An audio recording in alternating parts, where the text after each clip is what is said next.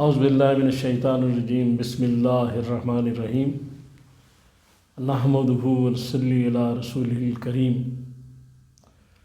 انتہائی قابل احترام سامعین اور مجھ سے اچھے لوگوں، السلام علیکم ورحمۃ اللہ وبرکاتہ۔ آج کا موضوع جو ہے وہ بہت امپارٹنٹ، بڑا اہم ہے، معراج مصطفی۔ یہ کائنات کا عظیم الشان معجزہ ہے جو اللہ تعالیٰ نے صادر فرمایا۔ حضور سرور کائنات صلی اللہ تعالیٰ علیہ وآلہ وسلم جو پیکر عجز و حلم، اور ان کو ایسے مقام پر لے کر گئے کہ جو رفتوں کی معراج، فضیلتوں کی معراج، کون سا ایسا مقام ہے کہ جس کی وہ جگہ معراج نہیں تھی جہاں حضور پہنچے، جہاں حضور کو لے جایا گیا صلی اللہ علیہ وآلہ وسلم۔ تو حضور سرور کائنات صلی اللہ تعالیٰ علیہ وآلہ وسلم جب سورہ بنی اسرائیل کی اس آیت میں کہا گیا سبحان الذی اسریٰ بعبدہ، کہ پاک ہے وہ ذات جو رات کو لے گئی اپنے بندے کو، وہ ذات پاک ذات اپنے بندے کو لے گئی۔ یہ غور کیجئے گا ان الفاظ پر۔ اور پھر جب وہ گئے تو منزل بھی ساتھ، اور ہم سفر بھی اور منزل بھی۔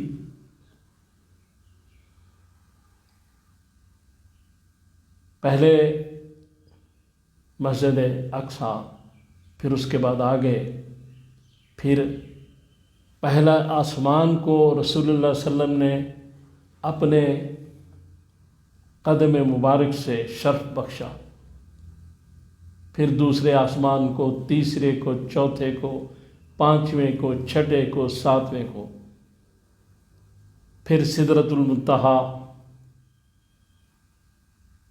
جبریل علیحدہ ہو گئے،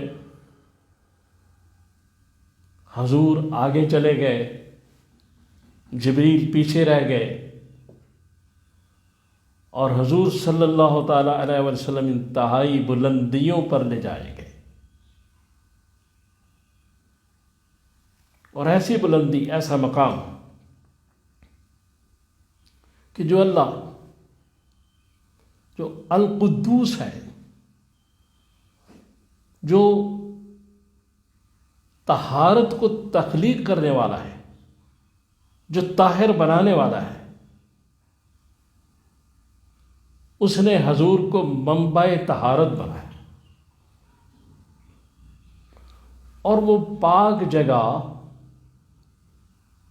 اور اللہ کی پاک ذات اور حضور کی پاک ذات، تو وہاں ہوا کیا؟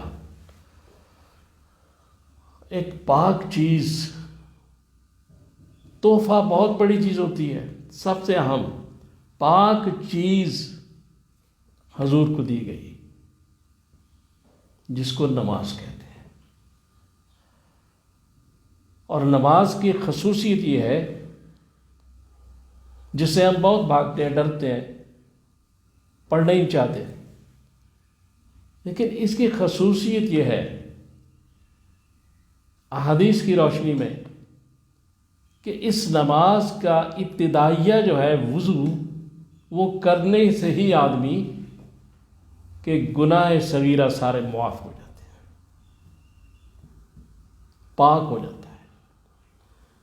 وہ پاک کر کے پاک ذات اپنے سامنے کھڑا کرتی ہے۔ یہ حضور کو سب سے بڑا تحفہ اللہ تعالیٰ نے وہاں عطا فرمایا، جس سے ہماری بہت زیادہ لاپرواہی ہے۔ اب وہ نماز جو ہے یہ تو حضور کی معراج کی کمائی ہے، اور جب آپ لے کے آئے واپس تو موسیٰ علیہ السلام ملے اور آپ نے کہا کہ کیا لے کر آئے ہیں؟ تو حضور نے فرمایا کہ اپنی امت کے لیے 50 نمازیں۔ تو انہوں نے کہا کہ واپس جائیے، کم کرائیے، ان سے نہیں ہوگا۔ تو 5 دفعہ حضور صلی اللہ تعالیٰ علیہ وسلم گئے اور آئے، اور 5 نمازیں رہ گئیں کم ہوتے ہوتے، اور اللہ نے کہا کہ پڑھیں گے 5 اور ثواب انہیں 50 کا ہوگا۔ پھر اس نماز سے بے خبری، اور پھر اس کے بعد یہ بعض علماء کرام نے ایک نقطہ عشق بیان کیا ہے کہ جب موسیٰ علیہ السلام بار بار حضور کو بھیج رہے تھے تو موسیٰ علیہ السلام نے کہا تھا رب ارنی، رب تجھ دیکھنا چاہتا ہوں۔ جواب آیا تھا لن ترانی، تم نہیں دیکھ سکتے۔ تو اب ان کے ذہن میں یہ بات تھی کہ میں نے تو نہیں دیکھا، لیکن جس نے دیکھا ہے میں اس کو دیکھ لوں، کیونکہ وہ میرے محبوب کو دیکھ کر آیا ہے۔ تو بار بار بھیج رہے تھے، بار بار اس کی زیارت کر رہے تھے جو اس کو دیکھ کر آیا۔ یہ ایک نقطہ عشق بیان کیا گیا ہے۔ تو اب کیا ہوا وہاں؟ حضور سرور کائنات صلی اللہ تعالیٰ علیہ وآلہ وسلم کو جنت بھی دکھائی گئی، دوزخ بھی، ساری چیزیں، جنت آسمانوں سے اوپر اور جہنم زمین سے تحت الثری سے بھی نیچے۔ تو سارا سفر، تو سورہ بقرہ میں آیت الکرسی میں قرآن میں کہا گیا وَسِعَ كُرْسِيُّهُ السَّمَاوَاتِ وَالْأَرْضِ، کہ اللہ تعالیٰ فرماتے ہیں کہ ہماری کرسی نے، ہمارے تخت نے زمین و آسمانوں کو گھیرا ہوا ہے۔ جنت کہیں ہے، دوزخ کہیں ہے، لیکن مشاہدات تو ہو رہے ہیں۔ ان اللہ علی کل شیء قدیر، ہر شے پہ قادر ہے اللہ تعالیٰ۔ اور پھر محمد رسول اللہ صلی اللہ علیہ وسلم سے جو انٹروڈکشن اللہ نے اپنا کروایا، جو تعارف کرایا قرآن میں، وہ سورہ اخلاص سے۔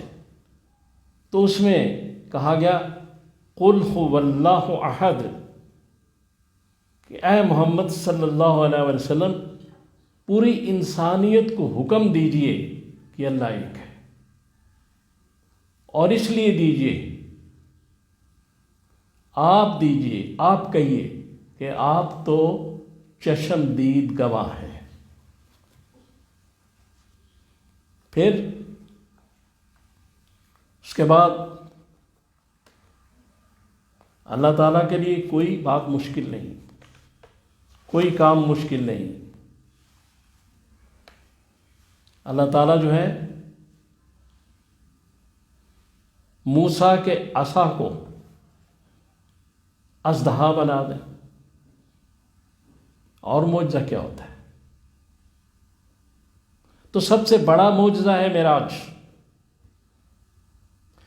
اللہ تعالیٰ چاند کو حضور کی انگلی کے اشارے سے 2 ٹکڑے کروا دیں، اور معجزہ کس کو کہتے ہیں؟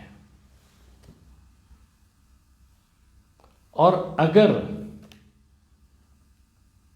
سورہ انعام کی آیت نمبر 103 میں کہا گیا کہ آنکھیں اس کو نہیں دیکھ سکتی،